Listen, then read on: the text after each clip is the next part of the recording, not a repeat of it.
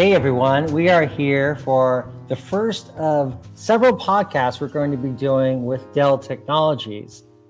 Today we are joined for a conversation about the four pillars, the four infrastructure factors for modern application success. Joining us for the conversation are Dormain Jewett, Director, Product Marketing and Content Strategy at VMware, and Bob Ganley, Cloud Security Consultant, Product Marketing at Dell Technologies. Thank you both for joining us. Morning. Good Nice morning. Good afternoon, wherever you may be. So I'm interested in this conversation for a few reasons. We know that how modern application architectures are evolving. They're using multiple services, they're exposing APIs that are running in multi-cloud environments. It also, though, is very clear that architectures are still quite monolithic in many ways, and there's a need to connect the old services with the new services. You can't just throw away the old services and start from scratch, as we well know. So in this conversation, we're going to be talking about these four factors, really, for impacting, how we think about infrastructure. And that's going to be pretty much based upon Dell's expertise in thinking about these turnkey solutions and how these turnkey solutions exist with these modern application services. So thank you, Bob. Thank you, Dormain, for joining us again. You were both joining us on prior podcasts. It's good to see you. Nice to see you too, Alex. Yeah, good to be back. I want to just ask a first question. How do you think about modern application development? How do you define it these days? Dormain, maybe we can start with you. Yeah, I think that what's changing a lot is a lot of us recognizing the need to move faster and recognizing also that they need to shift from someone has an idea, some executive has some idea that they want to roll out, and then it's just a question of, okay, we'll give you our requirements, development team, go build it. And instead, taking a lot more of a responsive and learning approach to understanding what the market even needs in the first place. And so that requires, Agile, which has obviously been around for a long time, but also things like, user-centered design research, and being able to get those MVPs out quickly in front of users so that you can start to adapt and change the software. So when you're thinking about modern app development, yes, there's the technologies, but I just want to also put out there that some of those technologies are really important because of the way that they support a different approach to building software. So that ability to make lots of changes, to build smaller services and units of code, like that introduces a lot of complexity on the back end.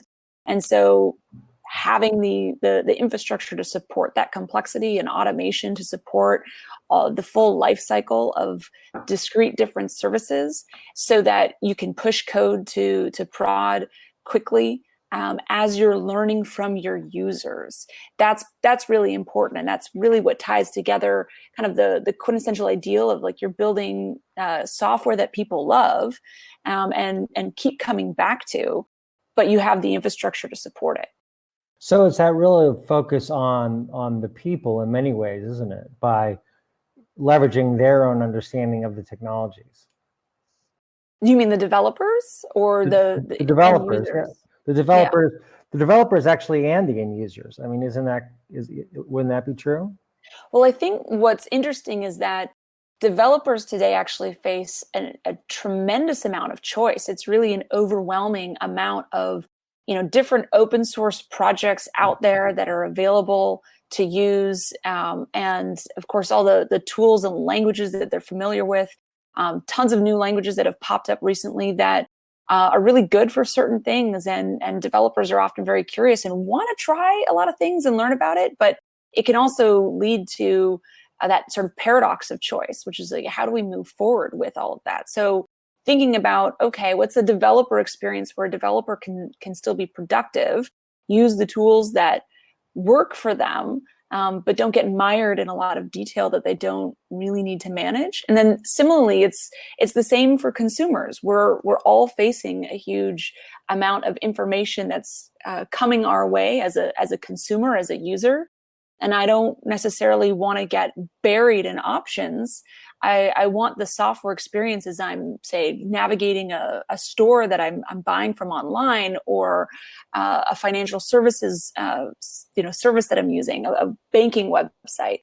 I don't want to get flooded with all of the options at once. I want a tailored experience that I flow through, that sort of seems to understand what I'm trying to do. And to build that experience, you have to actually take the time to understand what our users trying to do. And so that involves both for end users as well as developers. Someone has to take the time to actually listen to them. And that then, Bob, makes me think about, how do you think about a turnkey approach?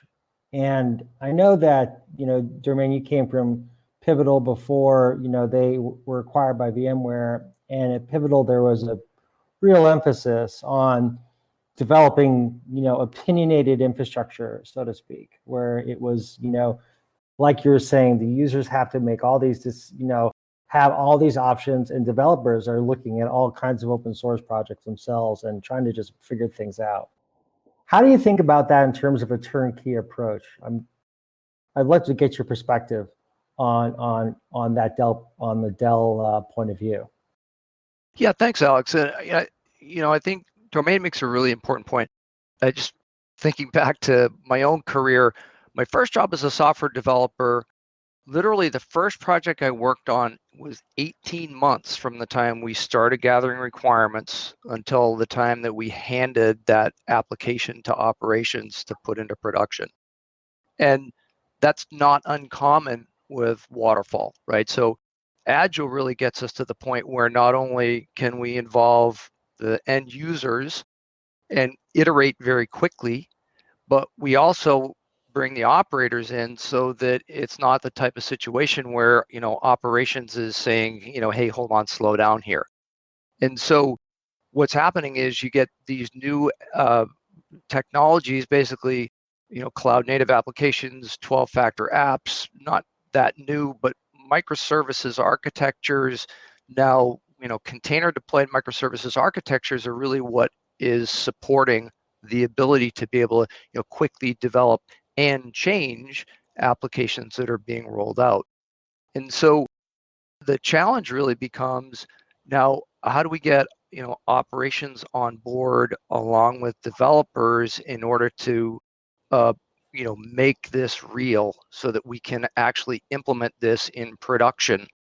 And the challenge is that when you look at most organizations having a huge legacy infrastructure and applications that are running the business today, how can I kind of incrementally add on some capabilities to bring this new functionality to market? And so, we really see a couple of things standing in the way of organizations getting there. And one is just this idea of, merely standing up and assembling the right infrastructure to create a production-ready environment for running cloud native applications. And so, when you look at what's happened here, you look at the rise of Kubernetes, and you look at that as being accelerated by the open source marketplace, and you look at how rapidly this technology has been developing. Not only that, but just the wealth of technology that's available.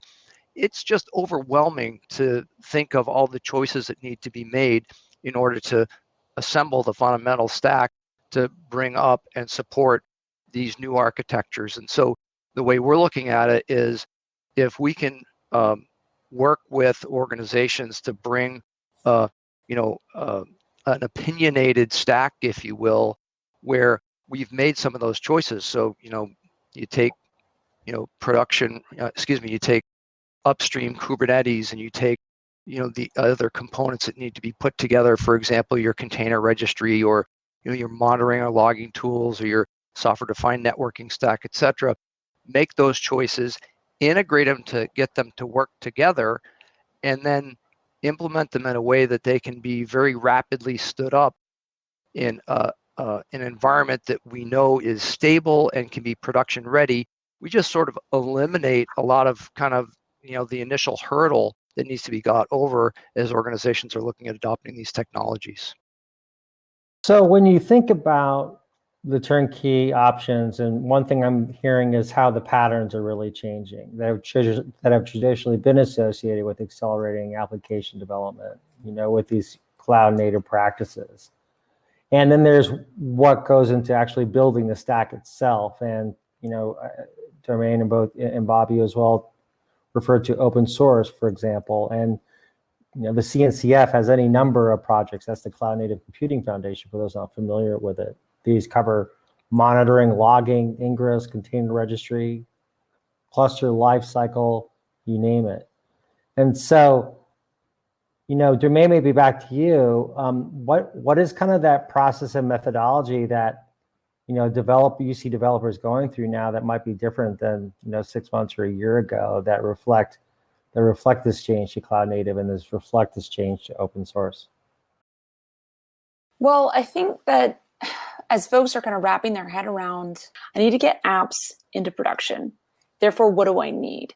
And so I do need a way to get my logs out of wherever I'm running the application. So Kubernetes is this fantastic engine, and containers provide a really useful abstraction so that like what Bob mentioned about the ops team having to say slow down, like that's tragic, right? Like you never want to have to say slow down to your developers, and the way you get around that is sort of introducing these abstractions, and so we've got this really wonderful abstraction with containers and a really fantastic engine that's evolved so rapidly in open source with Kubernetes.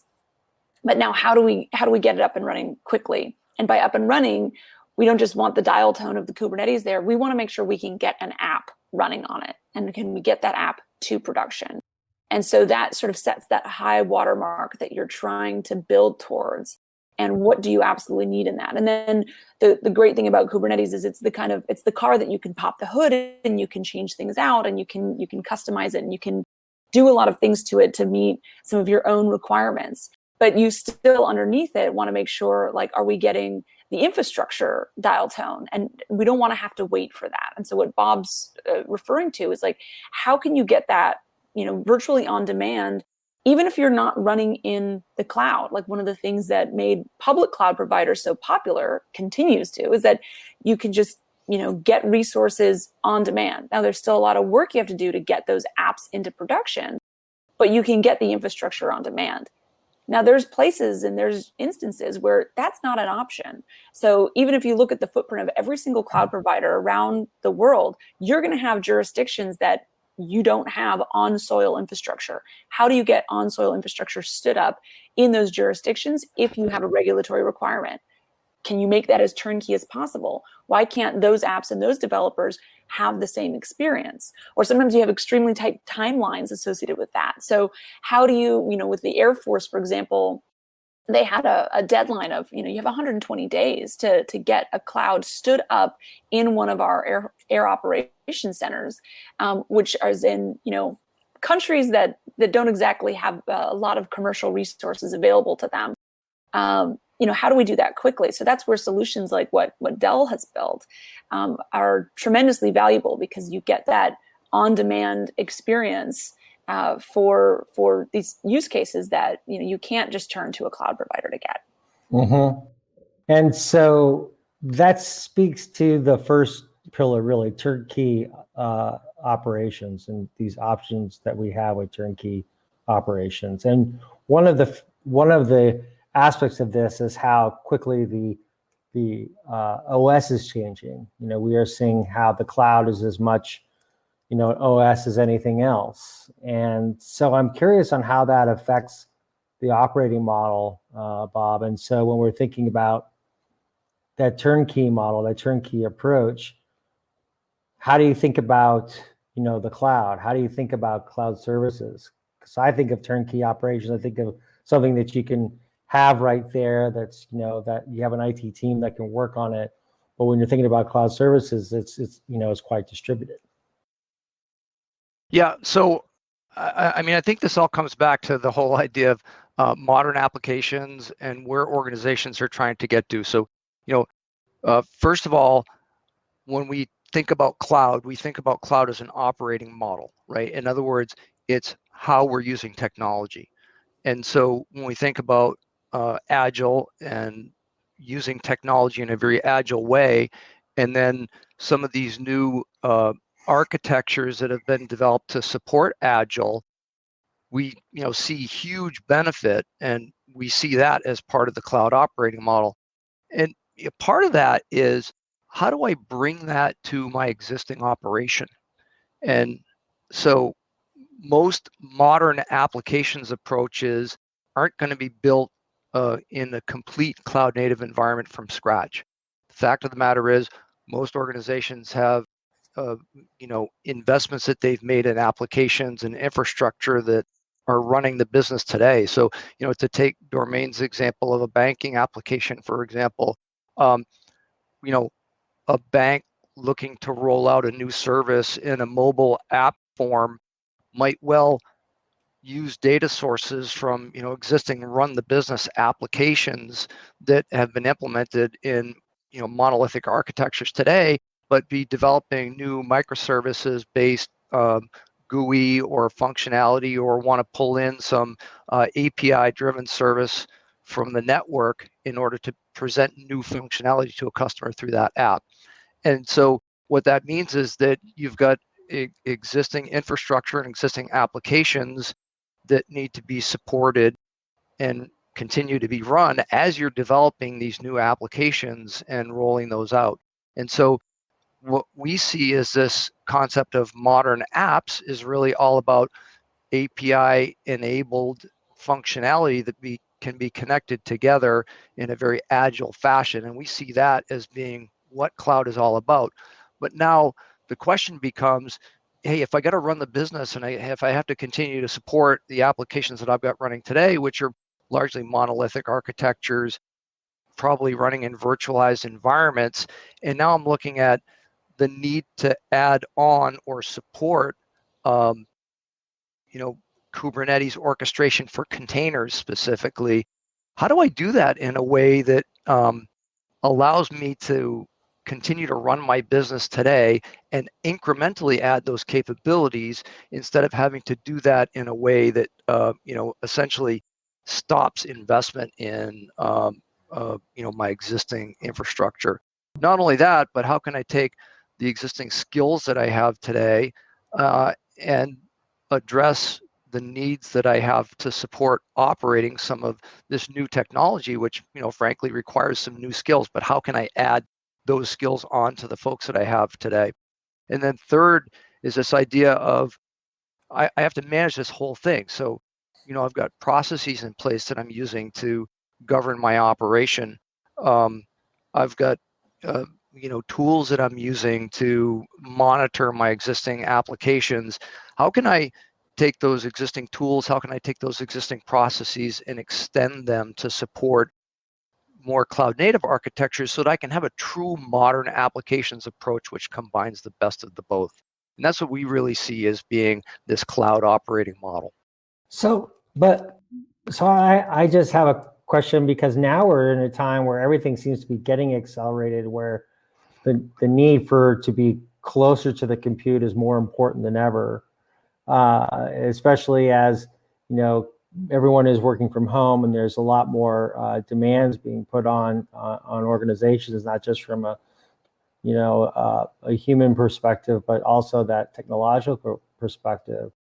And so I demand to bring back this question back to you, when you're thinking about, for instance, continuous delivery in this context, or even monitoring and leading into observability, is this process accelerating now? Is there more of a rush, more of a need, and how does that affect kind of your thinking on how you work with developers and how developers work in this operating model to serve the users?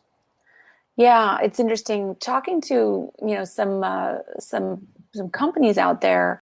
They recognize that things aren't. It felt like overnight we suddenly were all working from home, but there's not going to be the same light switch that happens when we're allowed to come out. Like it's going to be more gradual, but in that process, there's also an opportunity for competitors who are well equipped to deliver new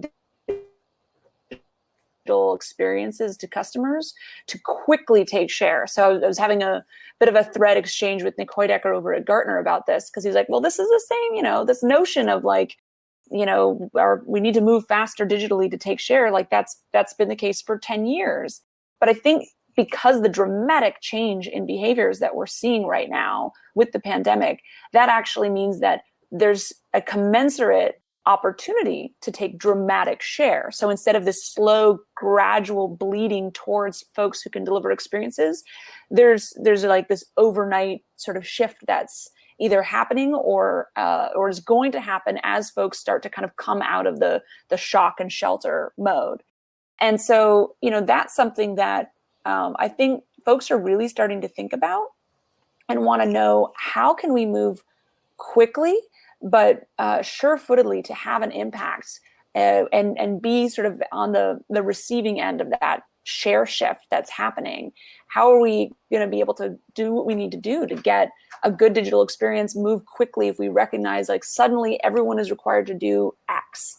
And if we can deliver that through a digital experience, we're going to be the ones where everyone is going to be coming to us. So we've seen some of our customers who are working in essential services have huge spikes in their sort of the demand for their digital services already. But this could continue in sort of even ways that we can't predict right now. So just the sort of preparing for a little bit of the unexpected, but knowing that there could be large share shifts in the balance is something that's motivating a lot of folks to reevaluate how quickly are we really moving down this path. I think something that we've seen for the last couple of years that really works well is having a bit of focus. As Bob mentioned, there's a lot of legacy code out there, and no one really wants to end up trying to manage their Oracle database because that's where their core data is across 4 clouds. Like that sort of sounds like part of Dante's Inferno.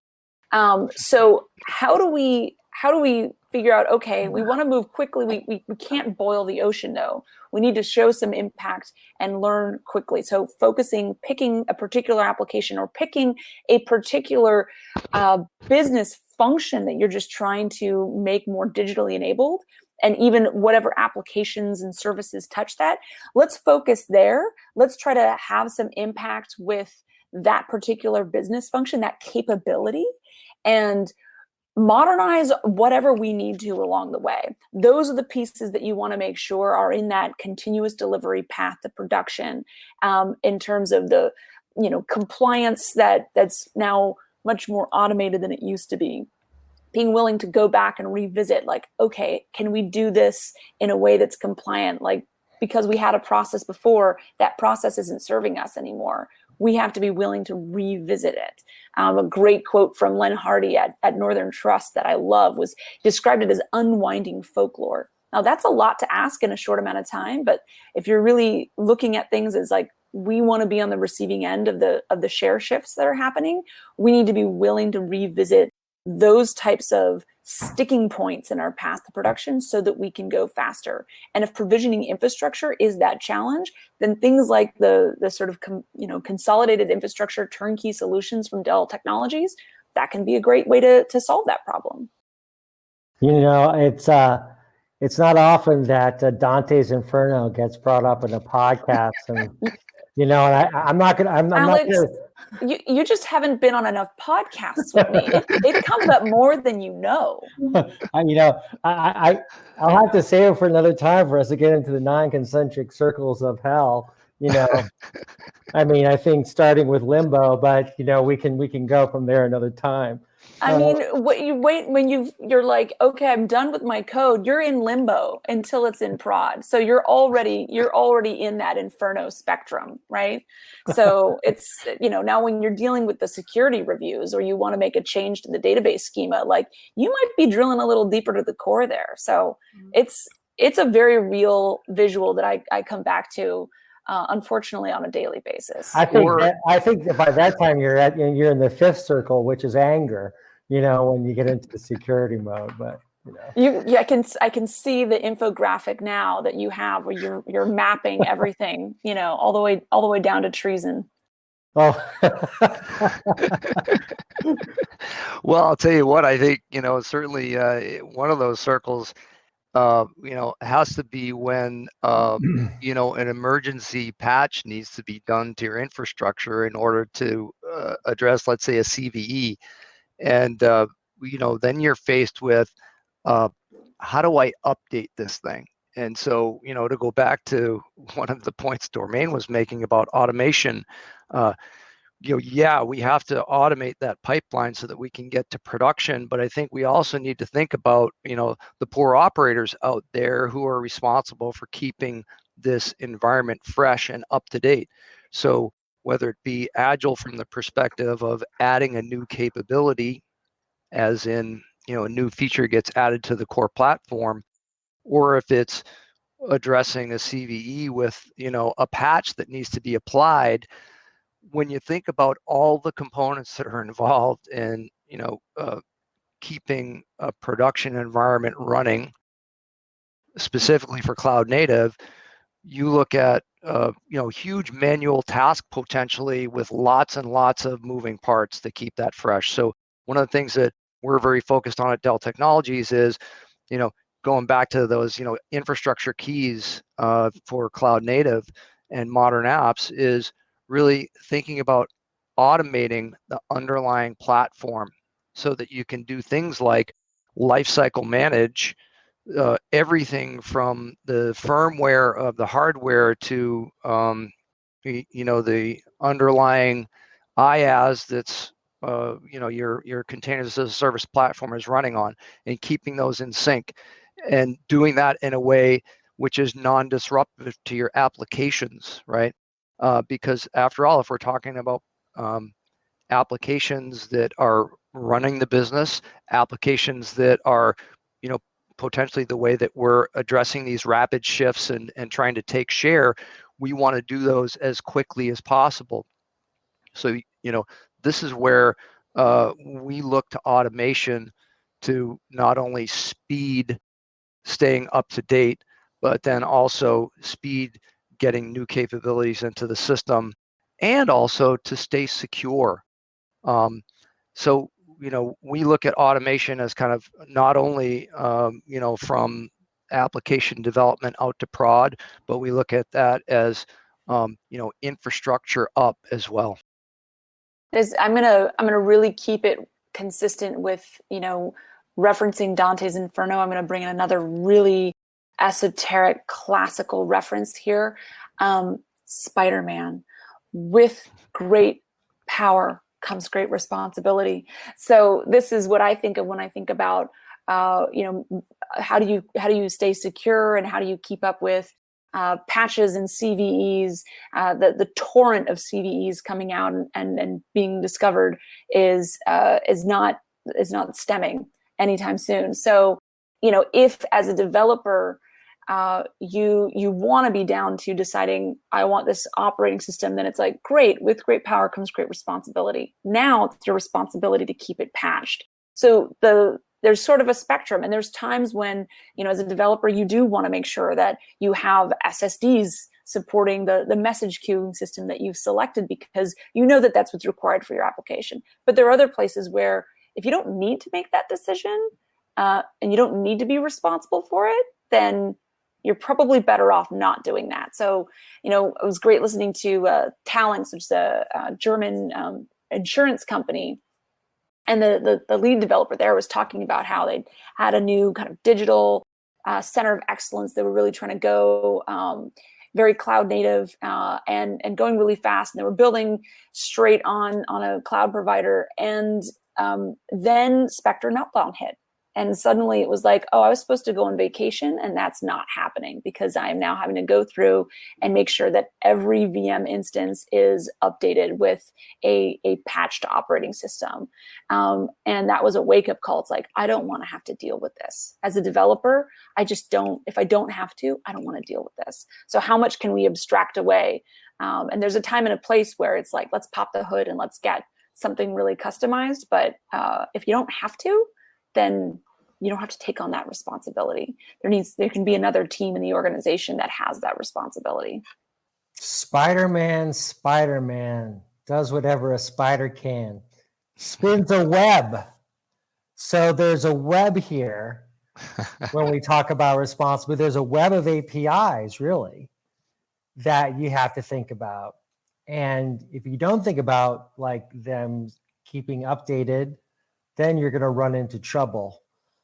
And so where does that responsibility lie? That's a big question these days. Like, who's responsible? Because, you know, when we talk about this subject, we think about Kubernetes is essentially bits on a network, right? And there really hasn't been any developer platform yet. Well, they're emerging, but we're getting into that next phase where there are platforms emerging. And I think VMware Tanzu is a real step in that direction. But we then start to move into this realm where it's like, what is the role of the developer? What is the role of the person who's doing the configurations?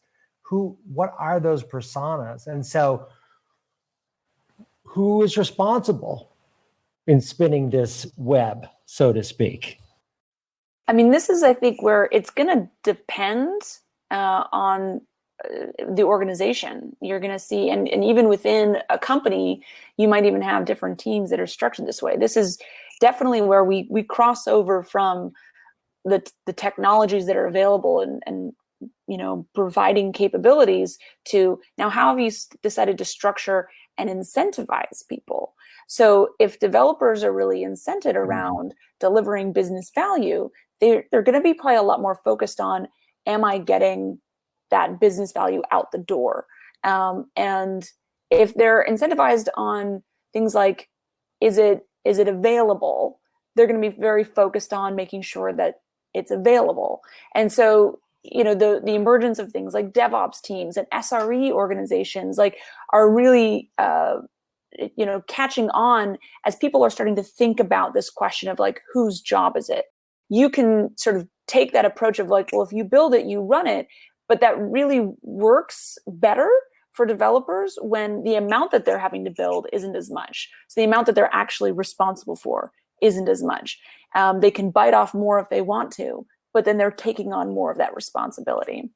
And then you kind of threw in APIs. And to me, I think of APIs are like promises, right? So if I'm using and consuming someone else's API, that API publisher has made a promise to me, right? And it's up to them to document that promise and make sure that they're holding up their side of that promise, and then I will use it accordingly.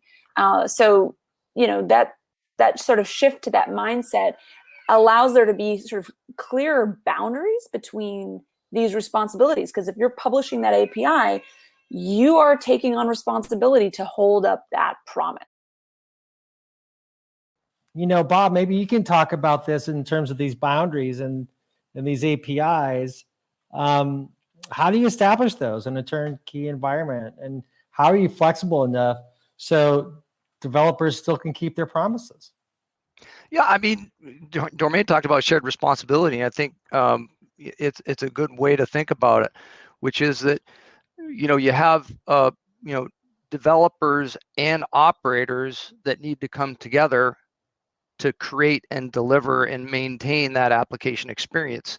And if you've got them working in separate worlds, that makes it really difficult to have them come together, right? So if you think about what is happening today with Tanzu Kubernetes Grid, for example, which is what we include in Dell Technologies cloud platform, when you look at the ability for the developer to sit down in front of a terminal window and have kubectl right there and be able to, you know, interact with the system the way they want to interact with the system, and have that as those updates are being made to the cluster, have those same updates being reflected simultaneously inside the vCenter view that the operator is familiar with and used to sitting in front of. That allows the developer and the operator to really you know, speak their own languages but live and work in the same world and share responsibility for you know, the different parts of this web, if you will, that we're creating with modern applications. And so, you know, what we see is not only the importance of being able to share that responsibility, but then when we talk about responsibility, one of the things that we have to be responsible for as organizations implementing information technology is we need to be secure, we need to be compliant, we need to have governance around how resources are being used and allocated. And one of the things that's beautiful about the existing tooling that VMware has developed, the power that's there to be able to do things like workload-based policy management is really pretty incredible, because what that means is that I can look at a policy and apply that policy to a collection of containers and virtual machines, and have that policy then be applied wherever that workload lands, whether that's in on-premises infrastructure or whether that's in public cloud infrastructure.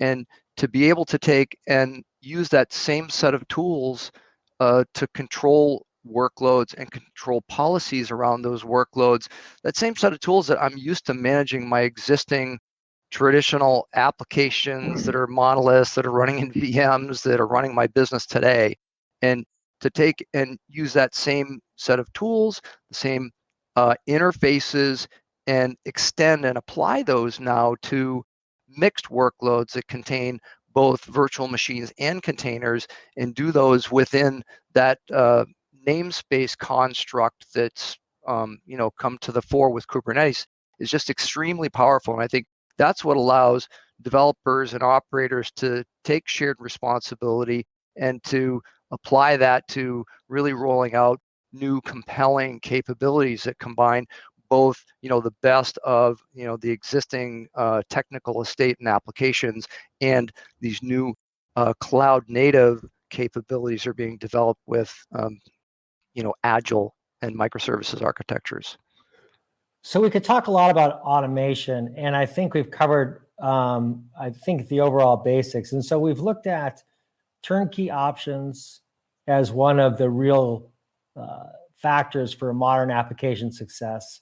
We talked about automation, and if there's anything else you'd like to add to automation, please do. I was thinking, you know, we didn't really cover the security of automation and the shift left point of view. And so maybe you could touch on that when we're talking about these third and fourth aspects of these factors, and the third being VMs and containers.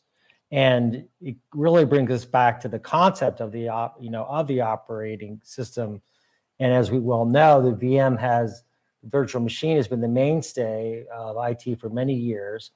But in dev environments, I think it's a relatively new concept in many respects. I think they've just looked at how they can put their applications, for instance, into developers have looked at how to put applications into a cloud service, and the underlying infrastructure has been less of a concern. But now containers have allowed for that syncing capability. They've allowed for whole new ways to think about how you move things around, how they can be portable, how you can build applications as a result. And we know that containers are container based. They can work on bare metal. They can work on virtualized infrastructure. So I'm curious about how you think about this role of VMs and containers, and how you think of them from a philosophical perspective. As we well know, VMware has probably the deepest, richest history in the world of virtual machines, and Dell has been known for a long time for building architectures to run virtualized infrastructure. So how do these two worlds now coexist, and maybe how do you think about the relationship and mindset has changed over the past few years? Well, I think that virtualization and VMs really provided that essential abstraction going back 15, 20 years now, where you could abstract away the operating system from the hardware.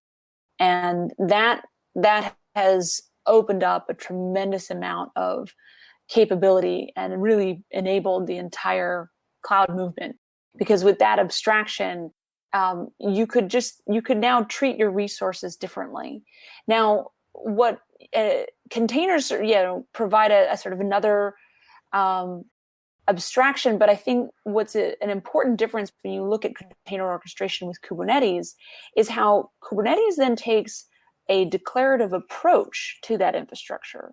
So now, instead of having you have that critical abstraction away from the underlying hardware, but you still have to tell it what you need to do, and you need to reconcile with what you want it to look like. Kubernetes is designed to allow you to just declare, this is the state that I want my infrastructure to be in, make it so. And Kubernetes will continue to reconcile back to that state. And that's something that provides a level of automation around infrastructure that becomes critically important when you start to have lots of different services. So that's why it's so associated with microservices movement. You can do microservices without it. But you're going to have to figure out some way to solve that type of problem, because you're going to just start to have a lot of services floating around out there that trying to manage those all manually will quickly get out of hand. And so that's sort of how I think of philosophically, like the big difference with Kubernetes providing that declarative approach, and that being really necessary for these sort of very more intricate, complex architectures like microservices. Hopefully that's helpful. Yeah, Bob, how about you? What is that declarative approach that makes a difference in these mixed environments? Yeah, I mean, I have this theory that we haven't seen wider adoption of some of these technologies, specifically because of the fact that there's been this idea that they're separate worlds. Okay, in other words, you've got your existing traditional applications running in virtual machines, and maybe you establish a skunk works of development professionals that go off and work on and try to understand how to do agile, start to adopt some tools, maybe doing some swiping and going in a public cloud to grab some resources, and then having developed essentially a silo of infrastructure that these modern apps are being developed, or cloud native apps are being developed in. And so trying to bring those two together, I think, is or the fact that those two aren't together is what has essentially slowed down adoption of some of these very, very powerful techniques and approaches. Because after all, organizations look at, they think about the existing infrastructure, skills, applications they have. Call it tech debt if you want, but I don't like that term, because that implies that it's only negative, but there's tons of positive stuff there. The question is there a way that I can adopt some of these new technologies without having to leave behind my existing? And so that's what I think is so powerful about the approach that Tanzu brings to the table, is bringing container orchestration together with VMs and the familiar tools that organizations have today in a single environment that allows a common set of tools to allow management of that infrastructure together. And so that's what I think is the big win here, is think of it as incrementally adding capabilities in a pragmatic fashion at your speed. Think of it as the existing infrastructure that you have and that you know today, and being able to add new capabilities to that without leaving it behind. Think of it as your existing people that have skills that are valuable. They know your existing systems, and yet they need to add on the ability to manage and monitor and provision and scale, open source based infrastructure to support your new applications. And so I really think that's the power, and I think that's what's going to provide rocket fuel to the way people, the power of this new development paradigm, or it's not even a new development paradigm, but rather one that is now matured. Just to pile on a little bit, and I do want to come back to your perceptions of debt as a negative thing and sort of the deep psychological implications of how we've been raised in a Shakespearean education.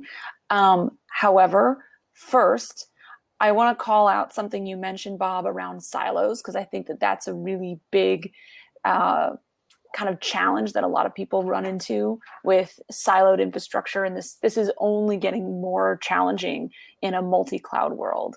And even looking at something like Kubernetes that can provide this abstraction above the infrastructure and provide that orchestration. Well, a Kubernetes is not a Kubernetes is not a Kubernetes. So how do I consistently deploy Kubernetes across lots of different infrastructure? And the reason that's so useful for an operator is that it's predictable. It's like this ability to actually, I'm going to do this thing, I'm going to hit this button, I'm going to run this line of script, and I'm going to know what's going to happen. That is incredibly liberating for an operator to be able to then just get on with the rest of their day and not have surprises coming up all over the place. And so when you can really pave over those silos with a layer of consistency, you get that predictability, and then you really start to get efficiency. And then the second thing Bob mentioned around really where we're pouring in the rocket fuel, and that is sort of that notion of, we talked about the vSphere admins. The number of vSphere admins out there in the world kind of dwarfs the number of people who are really ear deep in Kubernetes APIs. And so how do we actually start to encourage wider adoption of this technology? That to me is really the rocket fuel scenario that we're just entering into, with Kubernetes being something that's getting baked into vSphere. Are we talking about Shakespeare in terms of comedy or tragedy? Well, I believe The Merchant of Venice is classified as a comedy, but there's some pretty dark scenes in there. And so, our perception of debt when there's the pound of flesh haunting you from Shylock, don't get me started. But that's kind of, I totally agree with Bob that like labeling things tech debt sometimes feels hard and awkward when it's like, well, that's useful, it's good. And I have a whole spiel about tech debt, and if it's code and it's doing something useful, sure, it might be debt, but debt's also how you bought your house. So it's not all bad. By the way, I have a friend that has a doctorate in English, right? And he wrote his doctoral thesis on the evolving role of women as communicated through different translations of Shakespeare's work through time. And I can get this guy going, when he starts to talk about these, I can get this guy going for hours and hours. It's awesome. Sounds like we should have a really, really long Zoom conversation. Well, the wonder of the internet. The wonder of the internet is I can look up Merchant of Venice right here and and quote Salarino, who says, "Your mind is tossing on the ocean." I think that's quite an interesting kind of a concept here. It feels like our minds are constantly being tossed on the ocean here, especially in these new times. And I think in particular of Marshall McLuhan, who wrote Understanding Media, and really was the one who said the medium is the message. And one of the principles that he talks about is that comfort we take in our older technologies, because there's almost this sense of nostalgia about those technologies, because they were what we became accustomed to. And now when we reach into new dimensions of new technologies, then it starts to get awkward to some extent.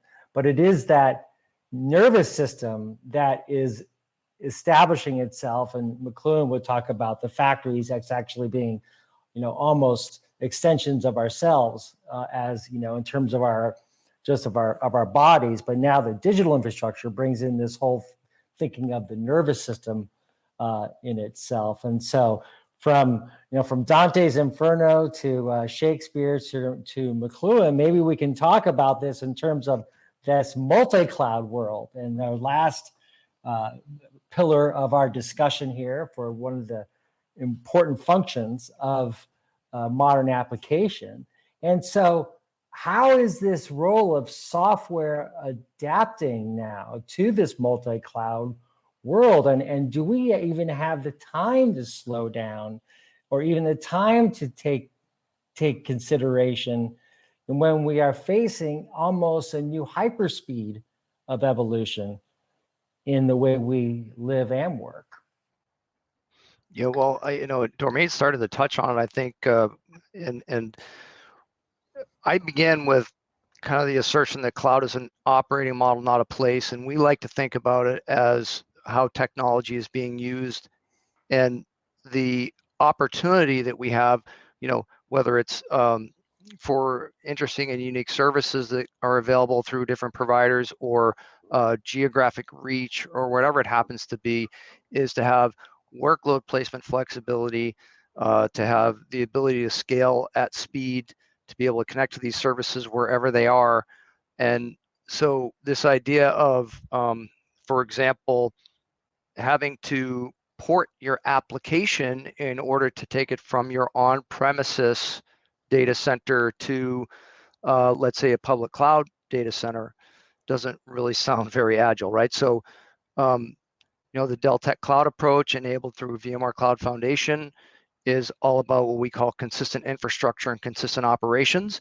And what's so exciting about Tanzu is that it's extending this now into this modern applications world by bringing containers and container orchestration as a consistent set of services that are available across private, public, edge locations. And so having an abstraction, whether it's at the virtual machine level or whether it's at the container level, that allows you to have frictionless workload mobility, number one, and then number two, the ability to consistently apply policy regardless of where the workload is running, is really what cloud is all about. And that's really what the Dell Tech Cloud approach is, as powered by the VMware software. And we're just so excited about the capabilities that this is going to bring to customers here. So Dormain, when you think about the VMware Tanzu approach and what you and the Pivotal team have brought into VMware from that developer experience perspective, how is the role of software adopting? What are these next generation of services going to look like as our nervous systems extend deeper and deeper into the infrastructure and the services in this world? Well, I think there's still a lot of work to be done out there with folks taking on the modernization effort. But I think we're going to start to see organizations get a lot more comfortable more quickly with being able to at least provide containers to their developers in an on-demand fashion, because they know that that's happening in a way that's both familiar to them as vSphere admins and operators, as well as it's happening in a consistent way regardless of the infrastructure. So the water line starts to rise up to that level.